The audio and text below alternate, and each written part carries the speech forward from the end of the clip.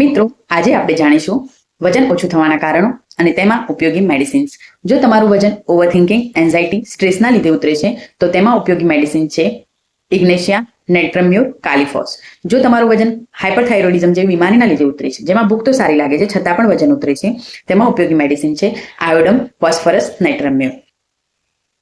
જો તમારું વજન ઇરિટેબલ બોવેલ સિન્ડ્રોમ જેવા ડિઝીઝના લીધે ઉતરતું હોય, જેમાં પુઅર ડાયજેશન હોય છે, ન્યુટ્રિયન્ટ્સ પૂરતા પ્રમાણમાં એબ્ઝોર્બ નથી થતા, તો તેમાં ઉપયોગી મેડિસિન છે ચાઇના, લાઇકોપોડિયમ, નક્સ વોમિકા.